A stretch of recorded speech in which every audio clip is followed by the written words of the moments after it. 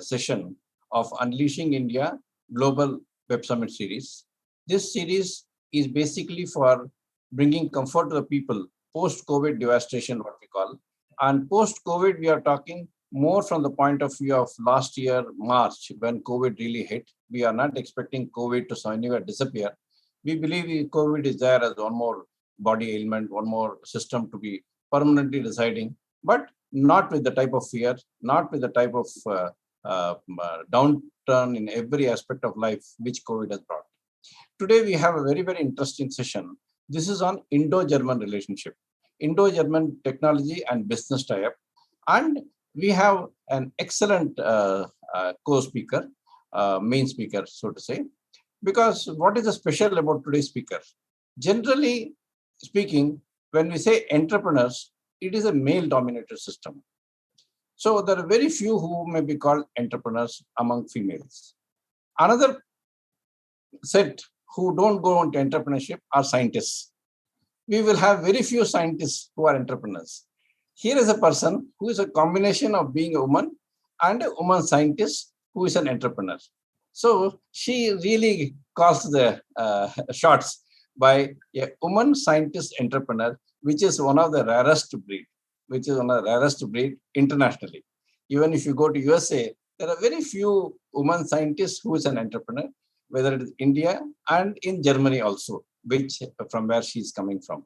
She herself is a reputed scientist in facial recognition, artificial intelligence, in technology, mobile technology, in communication fields, and many. In Stuttgart, she has done her doctorate, and she is doing new work as an entrepreneur, and she has done some unique technologies. So I would like to first invite her for giving a little brief about herself.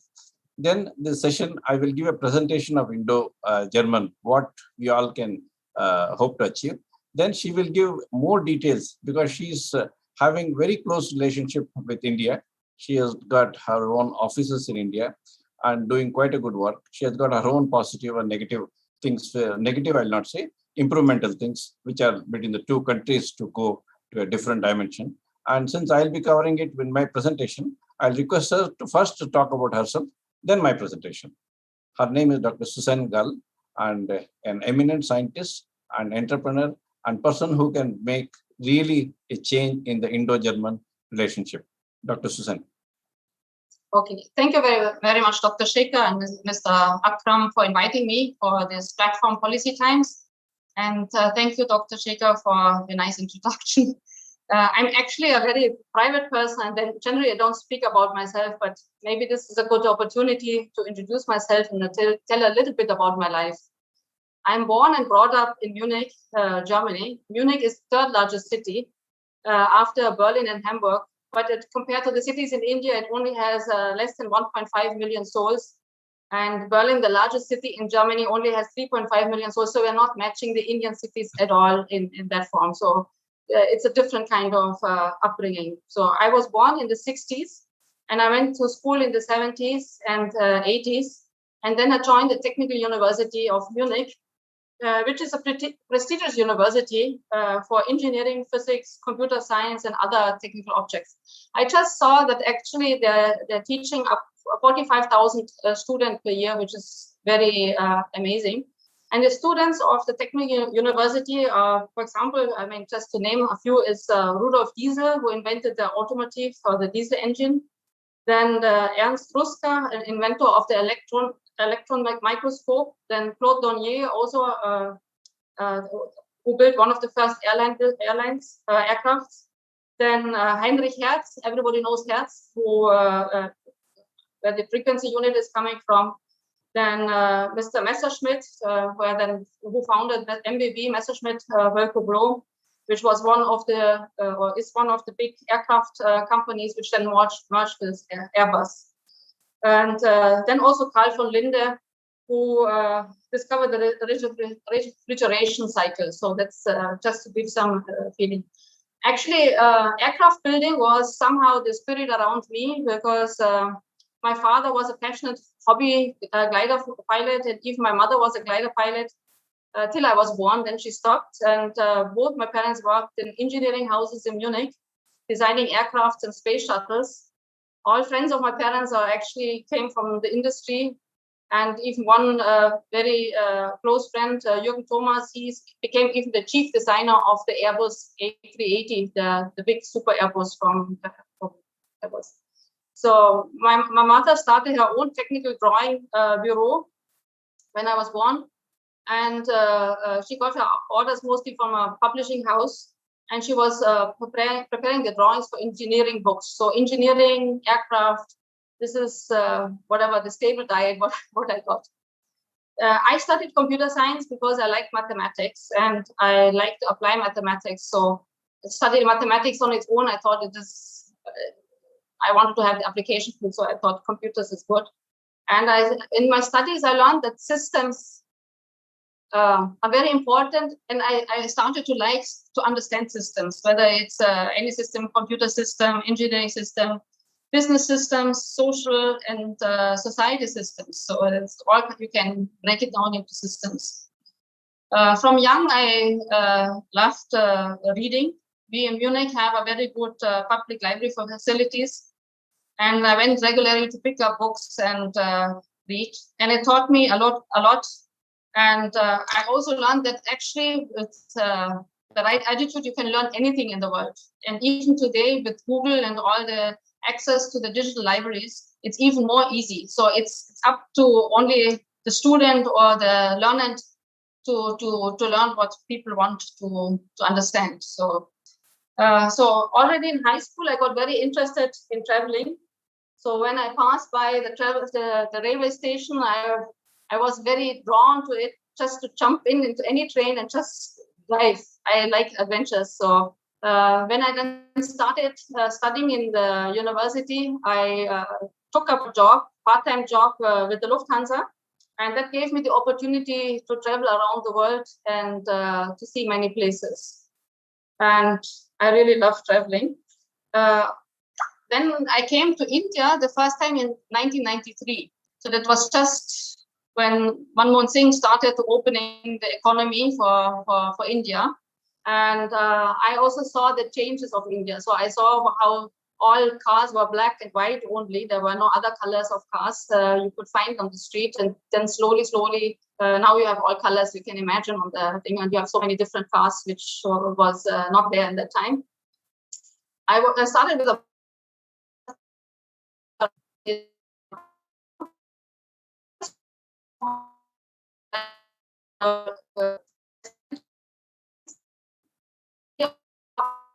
software that can do something in the area, whether we can somehow with the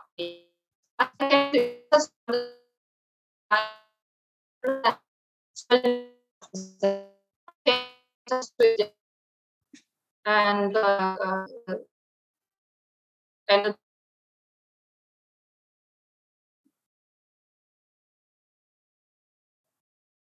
Hello?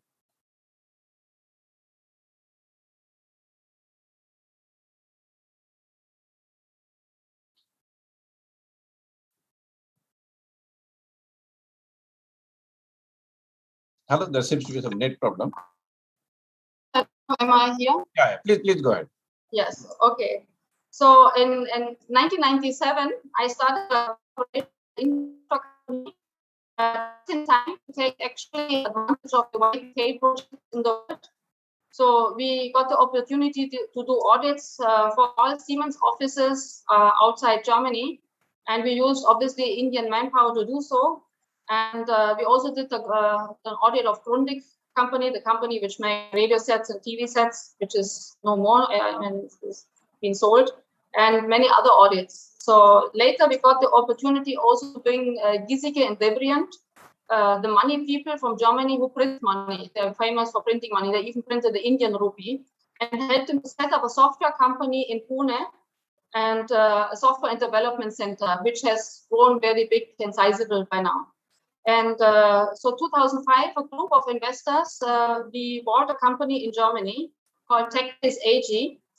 And this is a company which is a spin-off of digital equipment from the USA. And DEC had a software and hardware division, which catered to the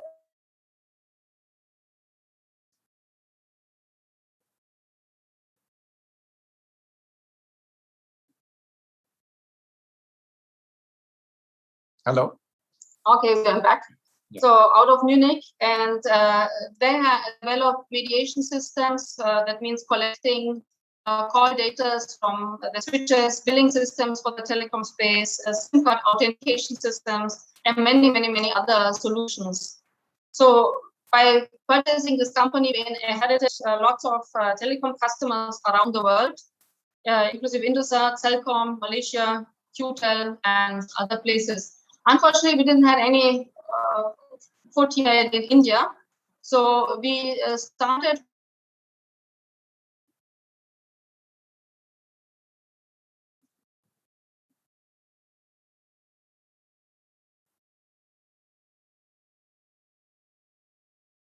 Hello.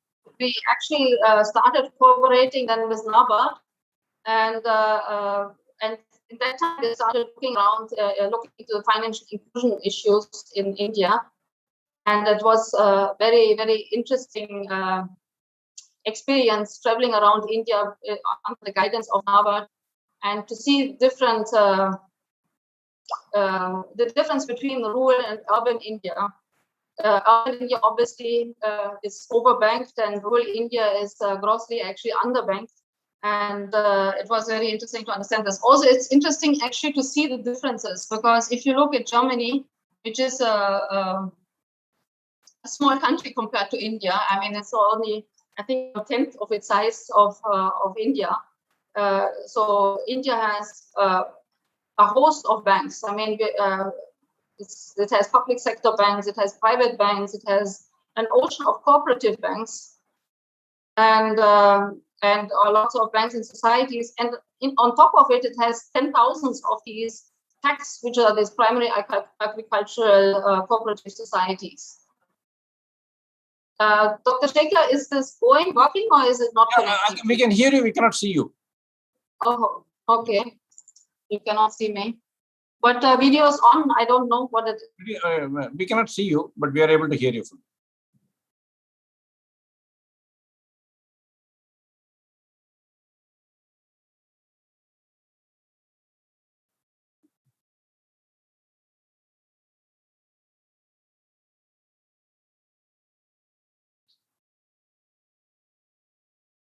Hello. Hello.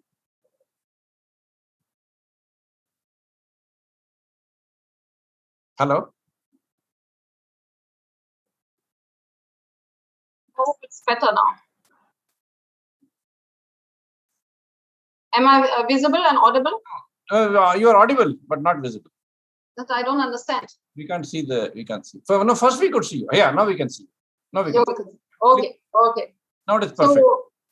So basically, what I was saying, that NABARD introduced us to India, India in the banking sector, in the financial sector, and we got to learn the differences.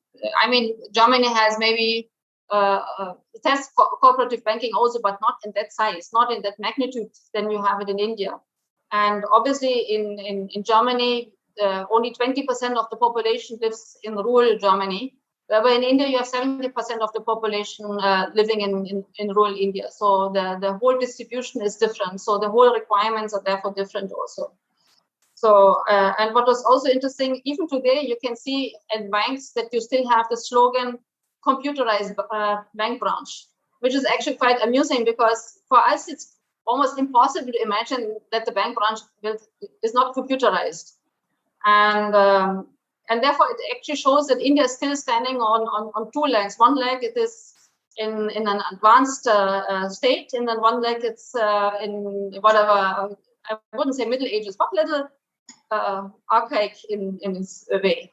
But actually, it has also its strength in that.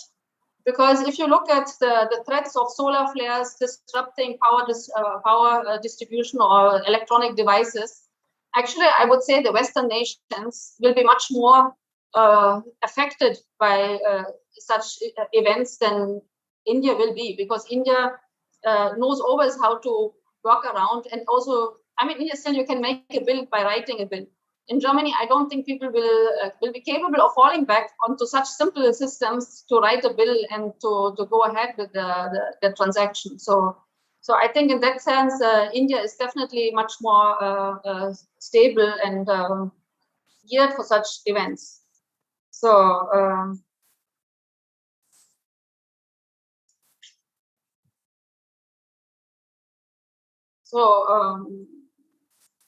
so Indians are therefore very adaptable, and I think that is also their strength. If they go anywhere in the world, they can adapt to the new environment very easily. We Germans, yes, we can. We love the Indian food, so definitely we love to come to India. But we are not easily understand the working of India. It is in India, it is different. You have to follow up things much more thoroughly. If you say something, things are not automatically being done. The working environment is definitely different. But nevertheless, German companies came very early into India. I mean, everybody knows Bosch and Siemens here. They were one of the first companies setting up manufacturing hubs here. And Siemens is even listed here on the stock exchange as a with a local branch. And so it's very interesting to see that. The Germans actually, only these business houses from Germany, they come on their own. It's not so much driven by policies and politics. It is, I think there is some affinity between Germany and India, where the business owners just decided to come to India and to leverage India in its different ways, whether it's in manpower or as a market. And German companies are actually more conscious also. They don't want to, for example, we went to one company, a software company, and they said, we only want to come to India when we have a bilateral trade. We don't want to come to India only and use it for software creation. We also want to have India to sell something, sell products into India. So they take very conscious decisions also at what point of time they want to come to India and to use the market. So also what in recent time has happened is more and more students are coming to Germany and studying there, which I find very nice, because it took a very long time actually for Indian students to accept Germany as a study destination. If you speak around, most Indians study, or many Indians try to, their dream is go to England or go to US or go to Australia. And where actually the German education is free for Indians. So it's maybe some nominal fee, but which is very minimal. The German education doesn't make money out of education. It's not like the education in the other countries. We see actually that to educate your people is an asset for the country. So therefore, we are all basically going to public schools. It's very rare that somebody goes to a private school. Actually, we are looking down to people who go to private school. We think they were not capable of managing the public school. So it's very normal to go in the public school and then you study and it's a very nice environment to study also in Germany. So I spoke to many people here in India and told them it's free, because obviously we don't have the marketing money, because we don't take money from the Indian students. So we also don't have the marketing power. So it's more by the interest of the students, they will find out that this is possible to study in Germany.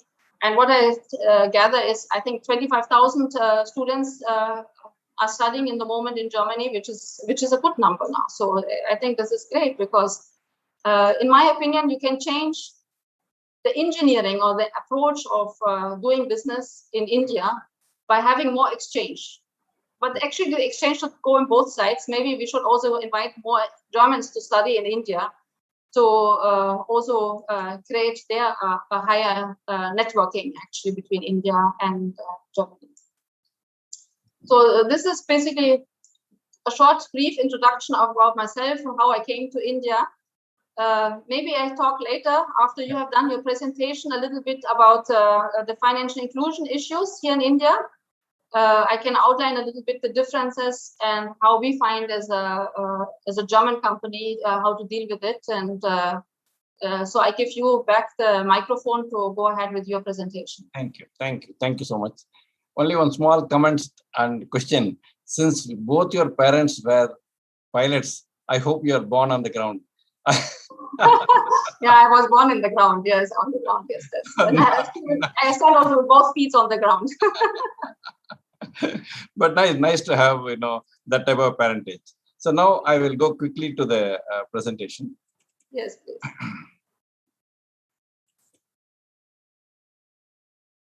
So I will finish this in about 15 to 20 minutes maximum.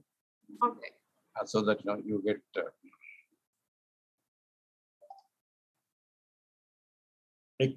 Like we said, today the presentation is on Indo-German techno-economic growth, how we both countries can have a very seamless and growth through the relationship which is already there, and the vision between the two. We are both a very close working countries. I will not read the content the way it is. I will only give the summary of the slides. To the principal bilateral sustainable industrial economic business between Germany and India. And the business needs of both the countries have got a lot of similarities, which will come in a few slides later. Yeah. Now, this slide I hope you all can see. This is the overview of India and Germany, which is very important, the way Dr. Susanne was saying, that we are having somewhere a little similar, but most of the places we are not similar. We are a population of 1.3 billion. Germany has a population of 80 million. We have an area of 3.2 million square kilometers. Germany has got 350,000 square kilometers. Now, density, literacy rate, they are 99%. India is 74%. And there is a huge difference in many aspects. And there are a lot of similarities in the human aspect. India and Germany both have gone through historical paradoxes. Germany had Hitler. We had almost 800 years of foreign rule. And even Hitler had some good Indians who were supporting. That means India had an affinity to be close to each other. And on the whole, there is a closeness. And this one slide I run through this presentation because, this is post-COVID. So we have to know what is this COVID about. COVID is whole world put together is 1 gram. And it is a World War III, something which we keep saying. World War III without without a single bullet being blown, so without a single, physical damages being done to any infrastructure. But all damages are done psychologically, economically, and physiologically. So that being the case, COVID has to be tackled properly. I always say COVID is a scorpion which is being made into a dinosaur. So there's a huge difference. Both are dangerous, but the both cannot be coupled. But somehow in a geopolitical situation, we can't say because the fear that is being spread, it is very good. It is very bad. And the very good point is today, I think things are calming down. I only hope you don't get a third wave, fourth wave, the way people are planning. Just a small increase here and there, and that becomes a big wave. So I hope that doesn't happen. Then at least things are under control globally. All that we are saying is even at the worst case, things are not as bad as it was made out to be. But now that things are really good, people agree, things will be good. But our question is, independent of COVID, India and Germany have got a lot of things to gain, a lot of things to grow together, a lot of ways to achieve together, a lot of ways in which the human relationships are so good between the two countries that it is something which can be capitalized for mutual growth and for mutual benefit. Both countries have got a working relationship for full 70 years. India is one of the first states to recognize Federal Republic of Germany diplomatically after the Second World War. And of course, other things are all, a lot of good points are there. Like she said, India, 25,000 Indian students are there, and Germans are also there in India, but much smaller. So which means bilateral is something where both countries have to recognize each other's strengths and each other's, weakness, I would not say, each other's way where there needs some balancing effect. So various fields, including renewable energy, including Germany is a master of engineering. And engineering is needed in every aspect of technology. And that is something where Germany can bring to the table. And as we go down, we will also see certain points which needs a lot of corrections, which also will come in under few minutes. So on the economic front, the economy is something which we say has to work for the people. Now, when we say it has to work for the people, there are a lot of things between Germany, and since she's also scientist, you know that many of the German scientists knew Sanskrit, because Sanskrit was something which had done a lot of original work, ages ago, and it had a lot of hidden things written there on, including nuclear bombs and including space and including technology and including microorganisms. Things were there. And even now, Indians also do not know how could they do it, so many, thousands of years ago. But it is there. So which many German universities do even teach Sanskrit. And many of German scientists, I also coming from a scientific background, we knew many German scientists used to come and they used to say, yes, I know Sanskrit well. So that is something which India has got to contribute, and India is contributing. From the German side, there is a good relationship and there is a good way forward approach. And as I said, when we have to boost the relationship, we have to see everything on a split basis, boosting sustainable investment, green taxation, carbon neutrality, shifting towards more circular economy. What are these for? Because when we say carbon neutrality, it is no use, saying that, yes, we have developed and we have made the whole environment polluting, which is not correct. Okay. As scientists, we also know that when we say polluting means it is some small fraction of a thing. But why should we pollute that place? Because the person staying in that place gets affected. Because today there are technologies which are available, which are all carbon neutral technologies. That is where we have to work on. When we say that shifting to a more circular economy, it is something absolutely important. Today, since technologies has given various items for the last 70 years after the World War, so many items do not last so long. Every equipment is made for 5 years, 10 years, 20 years. So they are all to be, brought back, and they need not be dumped and create again environmental problem, again problem of low place, and problem of sustainability. So they all can get into circular economy. Germany can play a very, very big role, because whatever it is, Germans are extremely good in engineering. If we tell them that this is what we got 300 million vehicles, which will be which has to be recycled, reconditioned, not reconditioned to be a vehicle, reconditioned for some other thing. Germans are the best, not Indians. Whereas Indians have got the market, Indians have got the capability to work together, and Indians have also got a capability to lead, but the lead can be far less compared to what Germans can provide. So in every aspect, we should see what we can give, what we can take, and give something which is good to be taken. When I said something earlier about Sanskrit, there's something which we should naturally give. We should not feel it is ours, you should not take it. Same way, this engineering, they are good, they should do it. Same way, India and Germany can do so many things for the world, including Europe, which is something which is put in other portion of the slide. I will again not go point by point. Now, skill development. Today, post-COVID, one thing is there that we can sit in different parts of the world and still teach each other, which was not there. Even though technology was permitting, it was not being taken seriously. Today, a German sitting in Germany can teach. An Indian sitting in Indian can teach German more Sanskrit, more of the implementation, more of the different type of skills which India is good on. Yoga is something which Germany is very fond of. Yoga can be done. Ayurveda, Germans are also fond of Ayurveda. We can do things. And even in new technologies and artificial intelligence, many aspects of artificial intelligence, many Indian companies are growing into a different league. They can take the lead. So same way, wherever India is strong, some Indian companies are strong, they can do. And many others where Germans are strong, German industries are strong, German people are good, they can take care and they can get into a very different position. Now, let us get into some of the numbers. This number, I will not go the GDP numbers, which is something which is, because we believe, we have to go far above GDP. Now, if you see the trading partners between, various countries, India and Germany, today being this thing on India and Germany, Germany's major trade relation between various countries, if you see, that it almost has $200 billion between with USA, with China is also around $200 billion, little less. But India, it is only $20 billion, around $20 billion. Sometimes they did touch about 27, 28, but it is far low, 10% of the maximum of a single country. All the top countries are above $150 billion. So this is something, especially China being whatever it is, no country likes to deal with China. I think India and Germany should work towards, almost minimizing this $180 billion coming from China to come to India naturally, but with all conditions being met. That means things should be as good or better than what it was when it comes from China.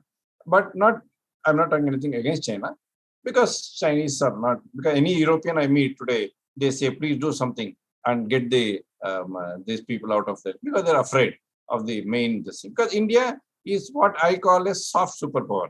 That means India has got all the capacities of a superpower, but it will never be having anything on the adventurous side, on the military side, on the side of subjugation, on the side of this. I conducted a series of this thing that there was a time when we used to say that sun never sets on the British Empire.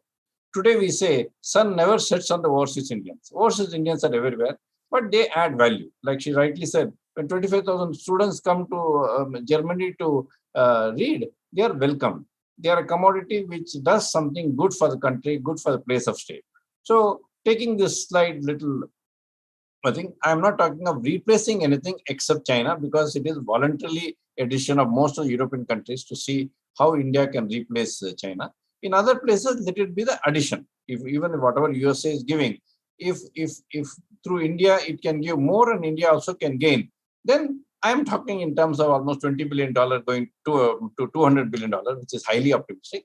But spread over 10 years, it is something which is possible when people like Dr. Susanne and all can play such a good and nice lead role. So these are the various, goods, right from vehicles, trailers, machineries, chemicals. Chemicals and all we can do a lot. India being a large country, many things which are banned in Germany can be done in India, because India has got places which are remote, which doesn't affect by the chemicals which are being produced. And of course, environment has to be taken care. It should not, dump negative things on India. But when things are going, it will be good. Even when we say scrapyard, India has got the world's largest shipping scrapping industry in Germany, in Gujarat. Those type of things which are not easily welcomed or easily, possible in Germany, they can easily be done in India. And recycling of goods is something which I said can be done. Food is something which will have a good way to go. Like she said, Indian foods are welcome. I have also been in Germany. People do welcome Indian food. Food industry, agriculture industry can have a different penetration and growth. So this is something which is at import trade. As you can see that, India and Germany have got about $20 billion, which can go to a very good level. And here in fund flow, lot of liberalization has taken place in India in terms of the fund which can come to India. Of course, Germany investing in India is more there. But now today, there are a lot of large Indian companies which are also investing in so many countries abroad. Of course, the ratio can be very different. The ratio will be more for funding to come to India. But India also can invest in Germany, because there are things which are more Indian oriented. Indians can invest. Today, the capability to do that, that's why I use the word India is a soft superpower. As a soft superpower, India also can do the needful in terms of, investing. India is not looking only for money to come in. India has got the capability and the monetary wills to invest in other countries, including something like an advanced country like Germany. Today, we are not considering India as a developing country. Today, India is also a developed country. Like she rightly said, there are few aspects of India. There is one aspect of India which is less developed. There are other aspects of India which is on par with the best in the world. So that being the case, we have to see that what portion of the other portion, there is a rural, there is a tribal, there all those districts, what level should they come up? Because they also they don't want to come to the top level and they are happy. So we should not try to make rural into urban. The rural should be made into an advanced rural, taking advantage of technological prowess. We should not make every rural into urban and make them, there are different disadvantages. Like she said, even when we have fully computerization, a small electricity goes and everything comes to zero. Which should not happen. We should have the best of both. And India has the best of both. India has got the skills, India has got the will, and India should not turn itself into another so-called advanced country the way it is. India should get the best of all, and since they are slightly a late beginner, late mover, so they should wait and see which is good for them and take those which are good, which will be then mutually beneficial for both. So for India and Germany for partnership to succeed, there are various aspects which are to be seen, various opportunities which are there. Smart cities, 100 are announced by government. There are about almost 2,000 other smart cities which are ongoing, which are not part of this 100. 100 are announced by government of India. They all have got very many things. That means when I'm saying $200 billion can be the trade between India and Germany, we have to also see where this can come into India and come from India to Germany. Both should need, it has to be 50-50 partnership. When I'm saying 200, it has to be 100 coming in, 100 going up. So from Indian point of view, the smart cities will be a very big place where Germany can play a role.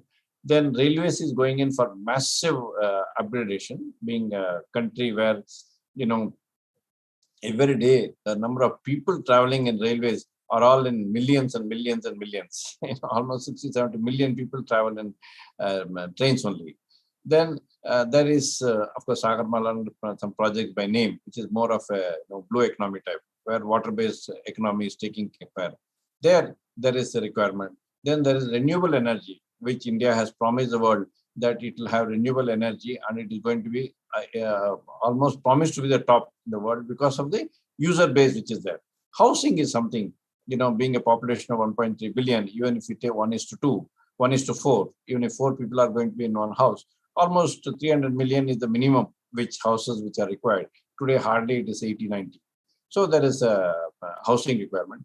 And aviation, of course, post-COVID, we have to see, because COVID has really dropped aviation to the ground. Aviation, tourism, these are all brought to their knees by the COVID system, which we have to see. Education is something which will take, a very big relationship and very commendable relationship from goodwill point of view, from technology point of view, from people to people point of view, from the great upgradation which are required in terms of, various aspects of technology and human relation. Education can be the connect. You have good education and you have so many things. In education, proudly, India has got a lot of things to offer, being Sanskrit coming from India, yoga coming from India, Ayurveda coming from India, various advanced skill sets in today's case also coming from India. So that is something which will have. Now, growth between the two, anyway, these are all more of facts and figures for continuity. It may not have much to discuss on. Now, India is going on a $5 trillion plan. Today, it is hardly 2.5 trillion. Of course, overseas Indians parallelly account for another $1 trillion economy. If you add that, it becomes 3.5. But anyway, we don't add it. We are saying India's economy is 2.5, and it has to be doubled in another 3 years' time, which is a very difficult task, especially after COVID.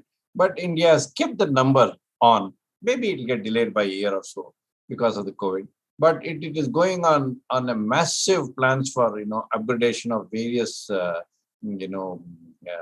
various sectors of economy. Like I told, whether it is infrastructure, whether it is education, whether it is travel, whether it is tourism, whether it is you name it, railways, energy, then oil and gas, then electric vehicle. Each one is taking a big thing, and in each of them, Germany and Germans will have a very, very great role to play. So many new airports are being planned. So many hospitals are being planned. And with all the smart cities coming in picture, all the amenities which are required by them. Then also we got cybersecurity, a very big thing in which I know Susanne herself is very deeply involved. Cybersecurity and whatever she's doing, optical recognition and all. They all will be part of every sector. They will be something which will balance out. Now I will quickly close now. My time is already up. So I will not go into few of the slides. These are all various ways in which we have everything laid out. The government to government relationship good, people to people relationship good. Everything is documented in the form of very good agreements. So I'll come to the last 3 slides.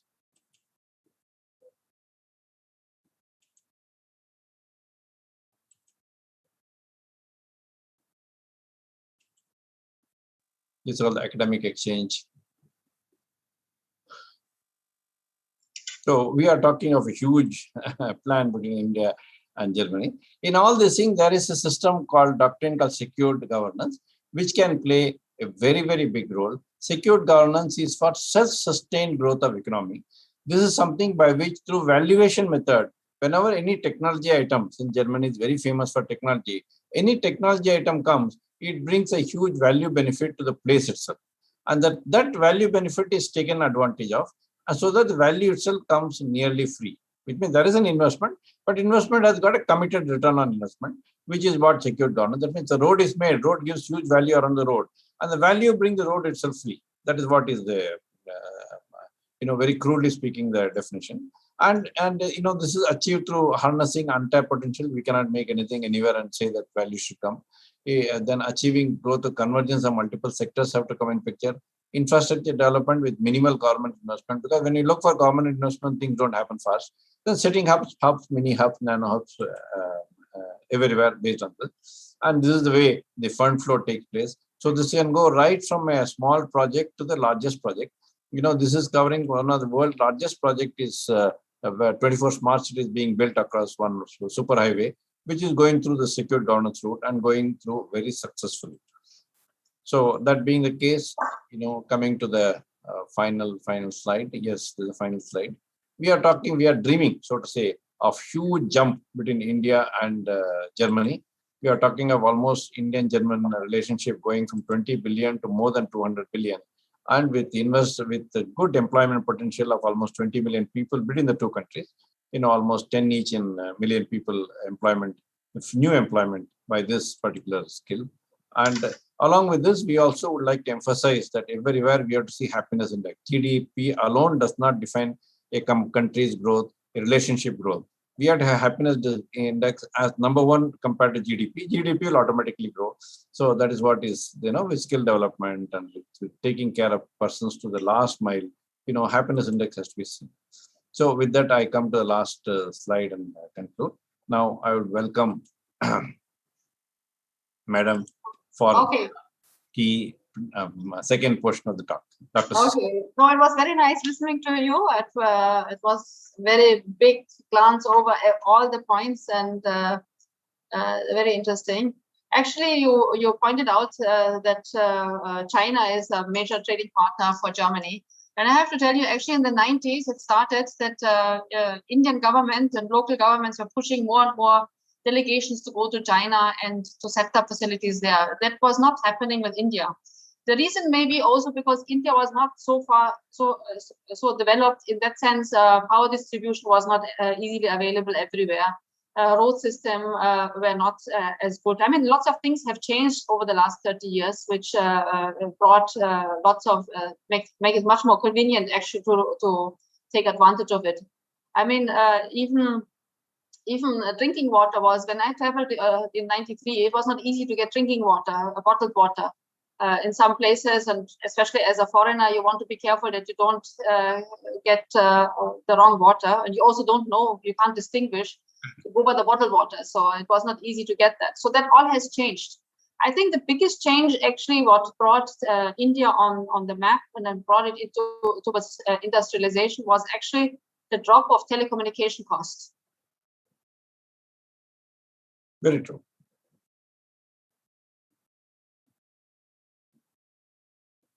And the quality of the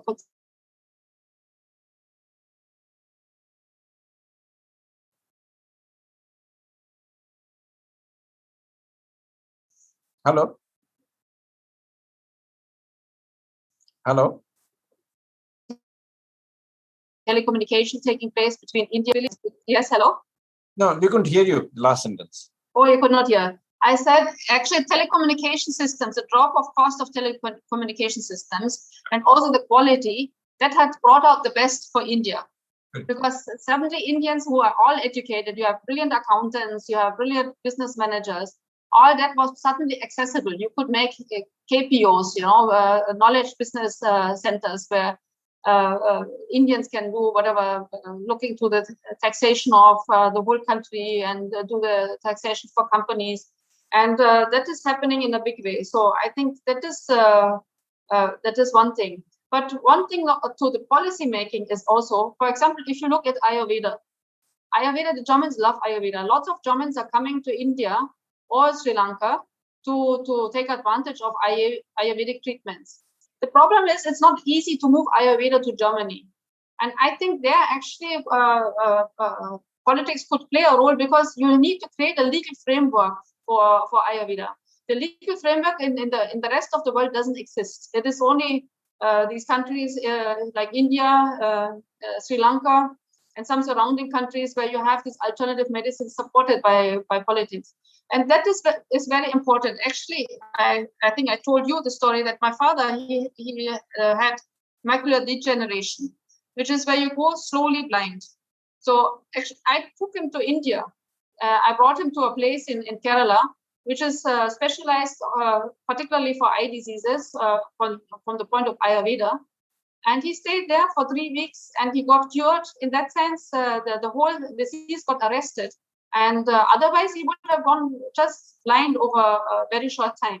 So, and these are things which are brilliant, actually. It's nobody knows about that, really. So, and these things should be brought out more. I mean, everybody looks at medical tourism, but they look at, I mean, Chennai is a medical tourism hub for the Middle East and all that, but it's not so much utilized for Ayurveda. And I think this is something which is so specific to India. I mean, even the other medical systems like Burma and Siddha, it's not even known outside India. And I think there's lots of work can be done to proliferate that, because it's actually more soft, and one could also do work actually how to make Siddha plants in Germany. I mean, there's lots of research which could go on actually to understand this closer. Then regarding the recycling, you spoke about recycling. We actually always admired India, because I think India is actually the recycling hero, because even though people throw everything together, but finally you have more manpower to segregate and reuse. And the reuse of material is higher than in India than anywhere in the world. I don't know whether it has changed, but to my knowledge, India is doing a very good job on actually recycling of products. But nevertheless, India has to look at some issues, like, for example, what they will do with batteries, what they do with all the electrical devices, because they were not there before. And here you get them by the billions now, because if everybody has a mobile phone, you have a billion mobile phones, which go kaput after 2-3 years. And what you do with them, and these things you cannot just throw into the garbage, because they have battery packs there. And these battery packs are highly toxic for the groundwater and all that. And there's no system been put into place. I mean, in Germany, we don't throw a battery into the garbage. We will put it at a separate battery deposit point, because we've been taught it's not good for the environment, so we won't do that. Here, it is very strange for me that I have to throw the battery in the garbage, because I don't know where else I should put it. There's no means, there's no place to put it. So I think that is something which is very important for India to do. But I think there's a lot of things where India and Germany can go together on, especially on education. I agree. I think education can be closer knit. I think India should invite more students from Germany to study here, because you have very good IITs here and other education facilities. And I think this will be also the next thing what is coming to India, is that education will be so upgraded that there's also no need for Indians to go out anymore, actually, because the thinking power is here. The Indians are very smart people. It is maybe the environment was not conducive, but that is all changing. I mean, even the road system has changed so dramatically the last 15 years. We have connectivities which were not there at all before. The highways, I call them highways, even under German understanding, they're not real highways, because you still can find one or the other cow on the highway eventually. But so that connectivity has done a very good for India. So, and also the living conditions have improved dramatically. Power access is more easy. But what is still maybe lacking is some telecommunication in the rural area. But I have to say, also Germany is not perfect in telecommunication in the rural area. Also there we have our gaps. And this is only because the density of the people becomes so thin, it's just not viable for a telecom company to put lots of towers into a rural area where if there's nobody living. So that's the backdrop, which in India is a little bit different. You have people everywhere, but still there is an issue. There is an issue in that sense that actually because of the drop of telephone costs, telecom companies in India have stopped investing into newer technologies. And it is so that most people are not aware about it, that over 50% of the cell towers are still on 2G mode. Mm-hmm. Because especially, even Vodafone, I believe, is over 60%. And the reason is because Vodafone had a huge loss actually in India when through the entry of Jio and the huge price cutting what went on. And so these companies stopped obviously investing. So that is something which has to be caught up and that has to be improved, which is important because if you want to go in the digital economy and take advantage of all these benefits, then obviously you have to have a better connectivity. And so I wanted to come back quickly to the financial inclusion where I stopped when I introduced myself. Actually, if you look at financial inclusion, the financial inclusion initiative started in India in 2006 around. And it's not yet over, even though it's many years have gone down in the meanwhile. But there are so many issues which have to be tackled, which are different. Germany is one country with one language. India is one country with many languages. So, and the different scripts and different people. So it's not as cohesive as Germany is. Then, as I said, telecom companies have heavily invested into the infrastructure, especially around 2008. You have actually telecommunication facilities almost everywhere, but I believe still some 30,000 villages are still without any telecommunication facilities, which is around 5% of India's villages. Then I spoke about the 2G towers. Then there's still over 600 million feature phones in India. So that means the normal button phone. The normal button phone, you cannot load any apps on it. And this is the backdrop for India because you cannot easily then do banking or payment. Now RBI is coming out with a cryptocurrency. And if they want to launch the cryptocurrency, it should be for all Indians, not for half Indians. That would be not correct. So you have to have it for all Indians. So it is very important to rope in the feature phones. So not only hope that they go away, because they're not going away so easily, because every year, still the minimum 40% of the new phones being bought are actually feature phones. So that is an issue one has to take into account, and one has to develop technology which solves this problem. And we actually have done such a similar technology which does solve the problem, which we can discuss in a later show. So why is it important for a nation to be, particularly like India, to have a digital economy? This is basically the cost of money is very high in India because of the vast geographical size, and also because you have lots of people. I mean, India is 10 times larger than Germany, and I think it's by population 16 times bigger than Germany. So if you look at this, the administrative work of pushing money around in India, cash distribution, is a huge, humongous. And the number in 2012, it was the cost of $3.5 billion. I'm sure it must be double the amount by now.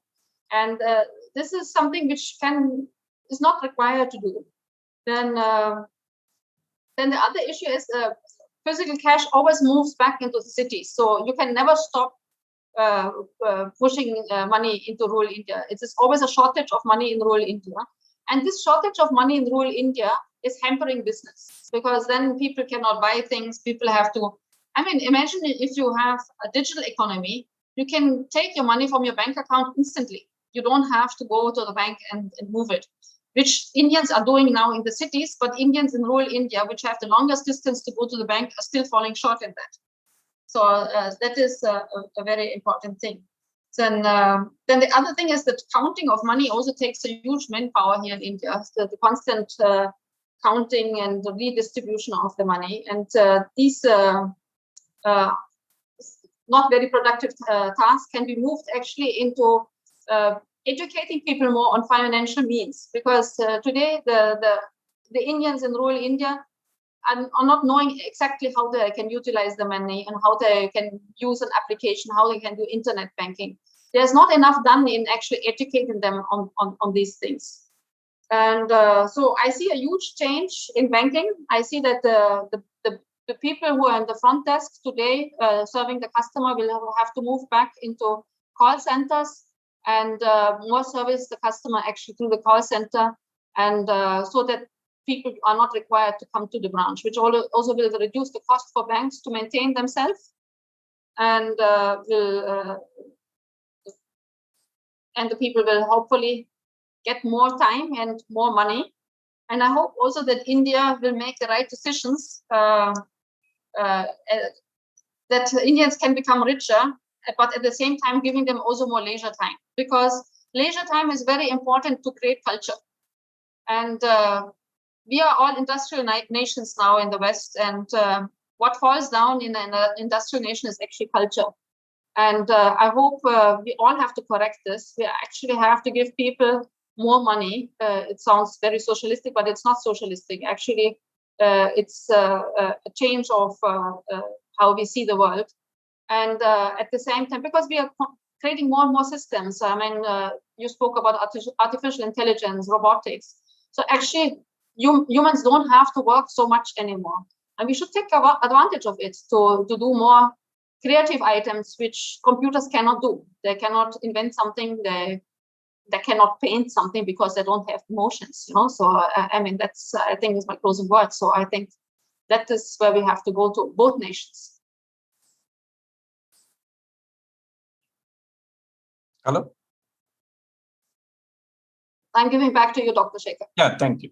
So nice to, again I repeat, woman scientists talking in terms of, all these aspects of economy, socialism, socialistic way, not socialism, on how people should be happy. Not only technology should not deprive a person's happiness, it should enhance a person's happiness. And money should not be only for earning money. Money has to bring prosperity. Money should bring a good family life, good environment for the society, and also for the growth of the nation. So nice to hear you. And we are exactly at 3 o'clock. So nice. It's good that a German, Indo-German thing is closing also right on dot. Thank you very much for your talk and for your enlightened ideas. So, and I hope your relationship with India will be a front runner for many more to bring my dream of $200 billion India German. I know this is a very imagined number, but I like to give numbers which are good so that we run faster for the good of both the countries. Thank you so much. And with that, I conclude today's. Thank you, Dr. Sekhar. Okay.